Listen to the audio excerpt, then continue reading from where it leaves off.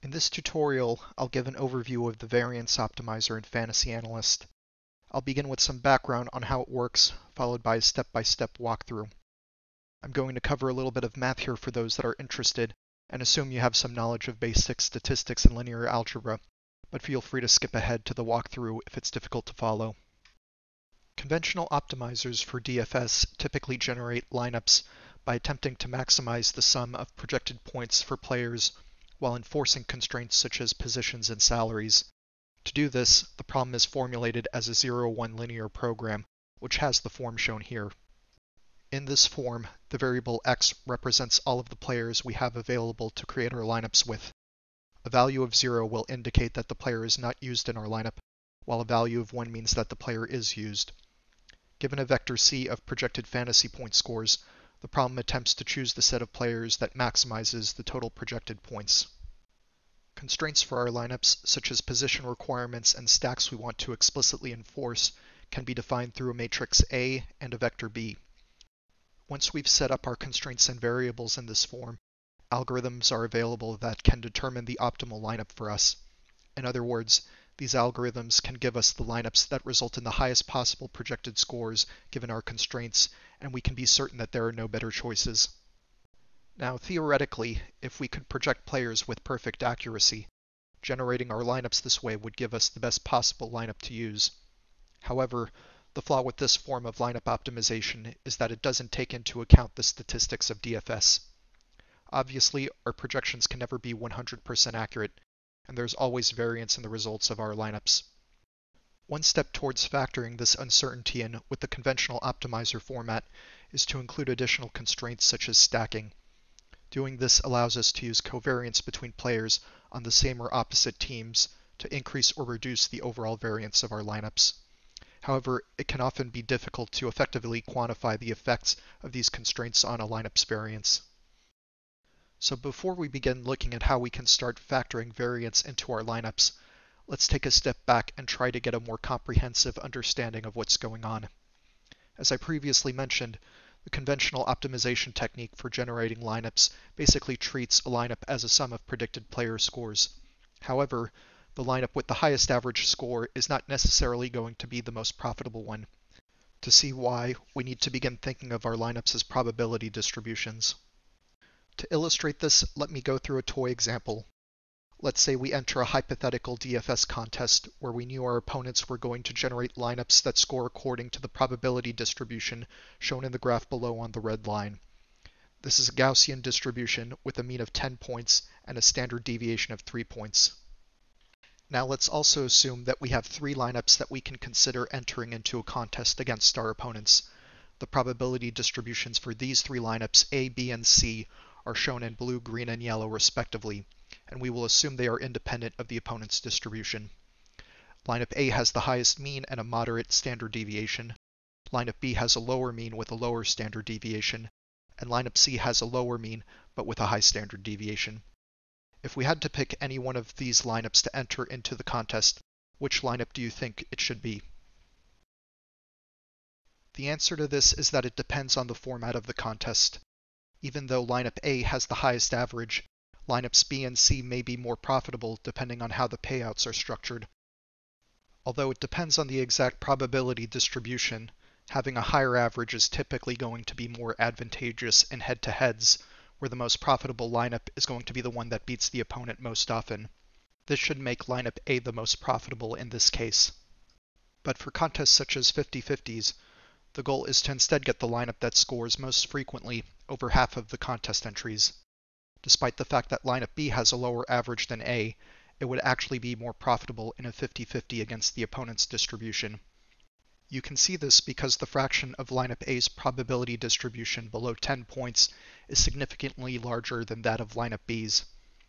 Likewise, in a winner-take-all tournament, lineup C should be the most profitable since it has the greatest chance of generating very high-scoring lineups that can win first place, again despite having a lower average than lineup A.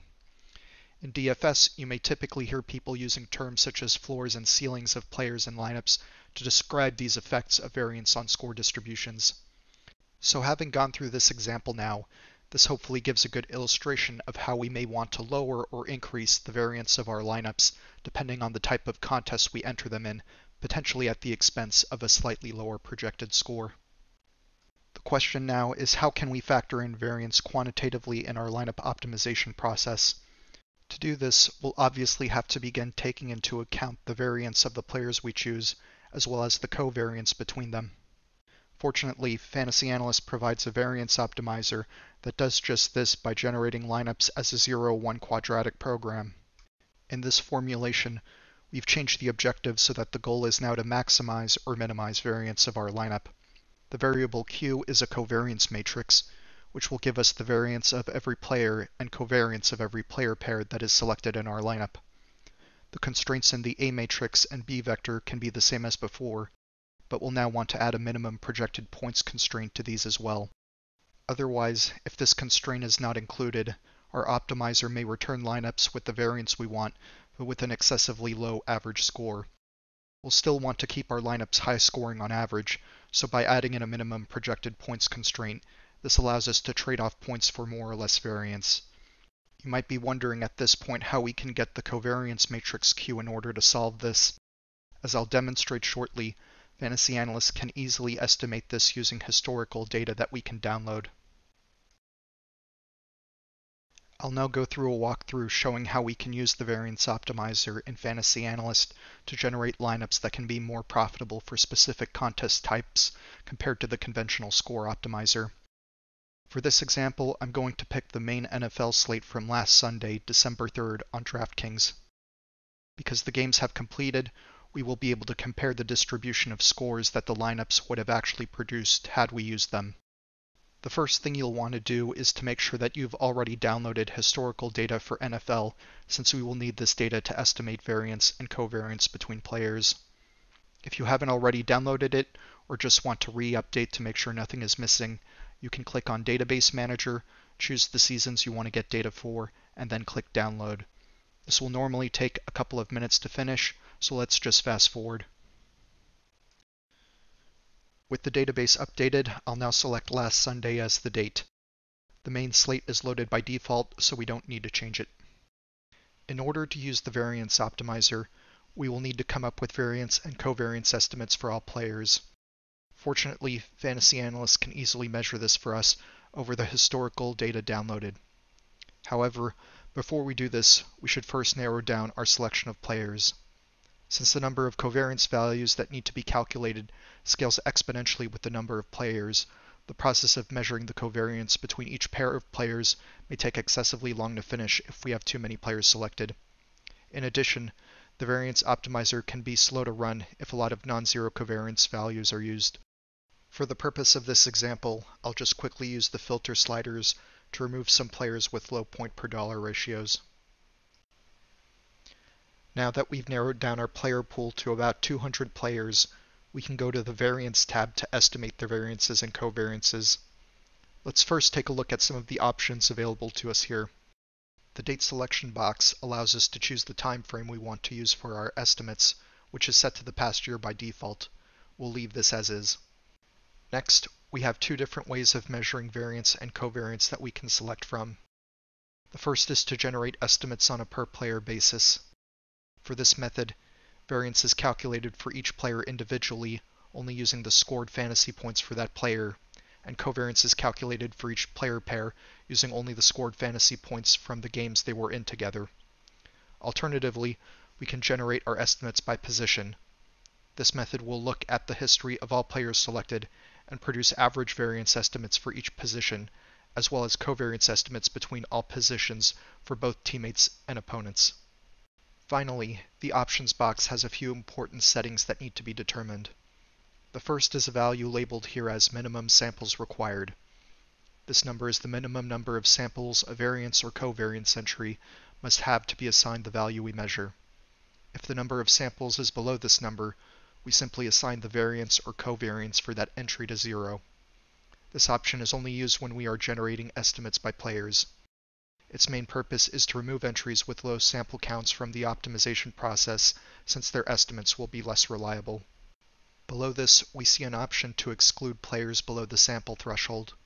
If this box is checked, any players that have played a number of games less than the value in the minimum samples required box will be excluded from our lineups. Doing so allows us to avoid using players that are under the sample threshold altogether if we want to make sure that we only use players who have a minimum amount of history built up. This option is also only used when generating estimates by players. The next option listed is Exclude Non-Played Games. If this option is checked, it ensures that we only count games where players actually participated towards estimating variance and covariance.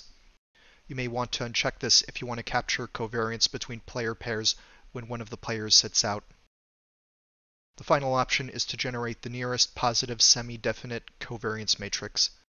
There's a bit of math involved here that I'm not going to get into for this walkthrough, so I'll just suggest that you Google what a positive semi-definite matrix is and why a covariance matrix should be positive semi-definite.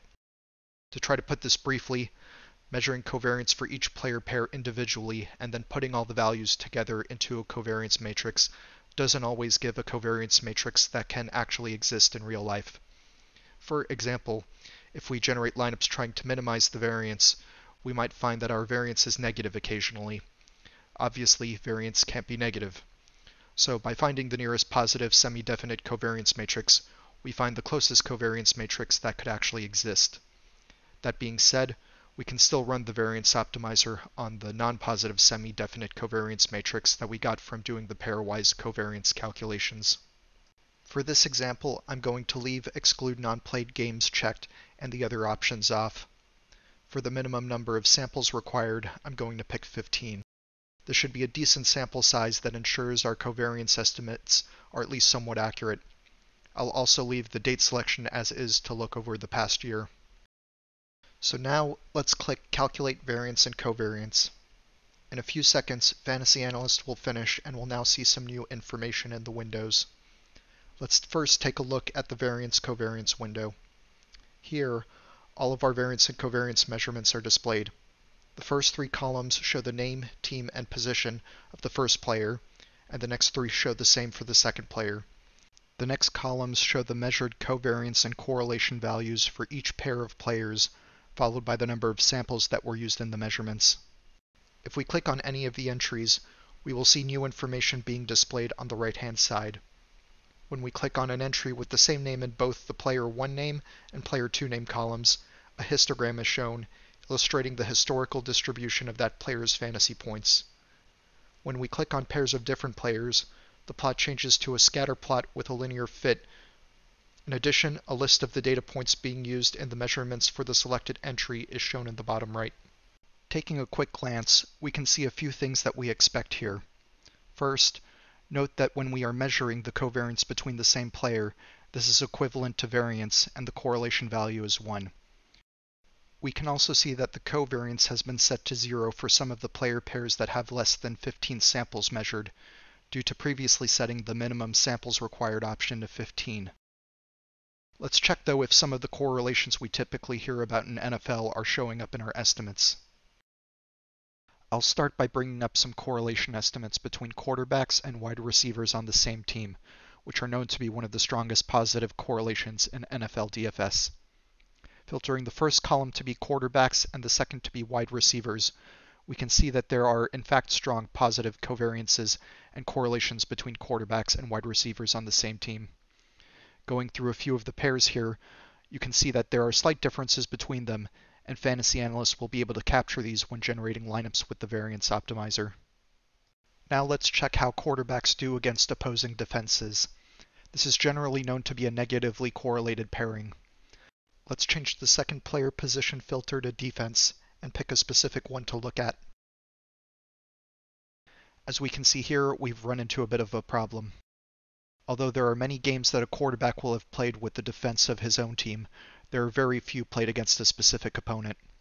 Looking at the number of samples for the entry where the quarterback is paired with the opposing defense, we only have one recorded game. For NFL, we're going to run into this problem just about any time we're trying to measure covariance between players with their opponents due to the small number of games played in a season. But for other sports, this may be less of an issue. We have a couple of choices now. The first is to just accept that we will not be able to measure covariance against opponents and proceed with the variance optimization regardless. Doing this, the optimizer will take into account the variance of players and covariance with their teammates, which may be sufficient. Another option we have, however, is to regenerate our variance and covariance estimates by position. Again, this will produce average estimates for different positions and pairs of positions with both teammates and opponents. The advantage of this is that it gives us a much larger sample size to measure over, but these values will be applied to all matching positions and pairs of positions, so we will lose the differences that we had between specific player pairs. Let's change the measurement type to by position and give this a try. After a few seconds, we'll have new values. Now let's sort by correlations to see what position pairings have the most negative correlations. You can now see that the first pairings that show up here are quarterbacks with opposing defenses as we expected. You can see that our sample count has substantially increased as well, and that all entries with quarterbacks against opposing defenses have been assigned the same values. You can take a closer look at some of the other relationships between different positions using the measured covariance and correlation values, but let's assume that we are now okay with what Fantasy Analyst has given us. We can now begin using the covariance values that we have to generate our lineups with the Variance Optimizer, so let's go to the Lineups tab. For this example, I'm going to assume that I want to generate 100 lineups for a large tournament, with most of the prize payouts going to the top places. As I previously covered in the introduction, we'll want to trade off some of the total projected scores of our lineups in order to increase the variance for this type of contest. Since the games we are looking at are from a week ago, we'll be able to see the actual points scored for all of the lineups we generate. This will allow us to compare the differences between generating lineups with the conventional score optimizer and the variance optimizer. Although we won't assume a particular prize pool structure, we can loosely judge which optimization method produces the best lineups for tournaments by comparing the highest scoring lineups out of the 100 generated in each case. Let's begin with just a couple of lineups though to first illustrate how the variance optimizer works. The first thing I'll want to do is generate one lineup with the conventional score optimizer to find out what is the maximum projected score possible for our lineups. Doing this now, we can see that the maximum projected score is just under 132 points. Now let's switch to the variance optimizer and make sure we've chosen the maximize variance option. I'll put in a value in the minimum points box that represents the minimum projected score for the lineup that I'm willing to accept. This value has to be below 131.83, otherwise an error message will occur. The lower we make this value, the greater the variance will be. However, this will also likely reduce the average score of our lineup, so we'll need to be careful not to trade off too many points. Using a value of 125 to start with, let's generate a lineup. As you'll notice, the projected score for this lineup is just over the threshold we set. If we look at the projected variance column, the variance values shown here are calculated from all of the player pairs in the lineup by using the variance and covariance estimates that we had just measured in the Variance tab. Because we configured the optimizer to maximize variance, the lineup that we generated with the Variance Optimizer has a higher variance than the one we generated with the Score Optimizer. Let's take a closer look at this lineup. If we right-click it and select Lineup Player Info, we can bring up a window showing more detailed information on the players used in it. As you'll notice, the lineup we created with the Variance Optimizer has included a couple of wide receiver stacks with the quarterback, some players from the opposing team, and a defense from a separate game. Together, these pairings are what increase our variance. If now we continue lowering our minimum points constraint to 120 and generate a new lineup, you will see that this lineup's total projected score has again decreased by the corresponding amount, and our variance has continued to increase. Let's now try to generate 100 lineups in a few different ways to see what would give us the best result for a large tournament. Before we start, let's change some of the maximum ownership constraints to make sure that we get a wider distribution of players used. I'll first set all players to a maximum ownership of 25%. I'll then specifically set all quarterbacks to a maximum ownership of 5%. I'll also add a minimum salary constraint. First, let's try using the standard score optimizer with no additional options added to generate the 100 lineups.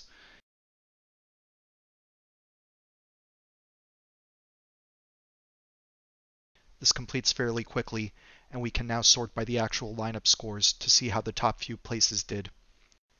In this case, the top scores are between about 170 to 180 points. For the purpose of storing these lineups to compare them to the next ones we'll make, I'll create a dummy contest in the contests window. I can then add these lineups into it and clear the lineups window after. Let's now add in some stacking constraints to see if we can generate higher scoring lineups by still using the conventional score optimizer. I'll add in a requirement for 2 stacks with the quarterback, and I'll also check the option to avoid using an opposing defense in the lineup. Let's generate 100 lineups again and wait a moment to let the optimizer finish.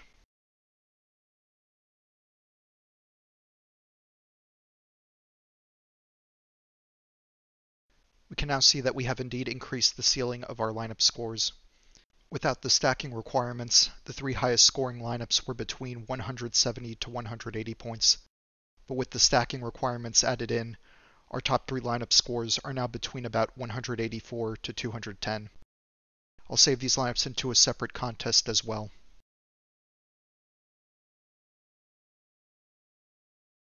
Finally, let's remove the stacking options and select the Variance Optimizer. We'll make sure that Maximize Variance is still checked, and we'll set the minimum points requirement to 120.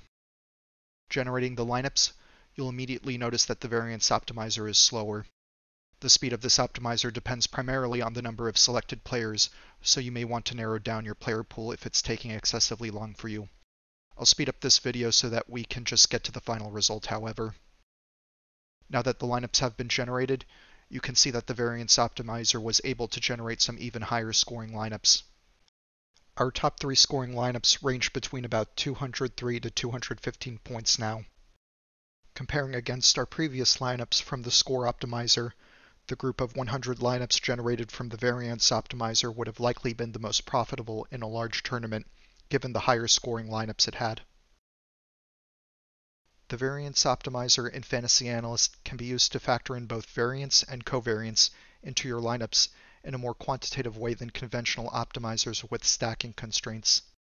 Although the results for this particular example showed the Variance Optimizer generating the highest scoring lineups, please keep in mind that results may vary across different games. You will also have to experiment with the different parameters in both the Optimizer and the Variance tab to find out what works best for you.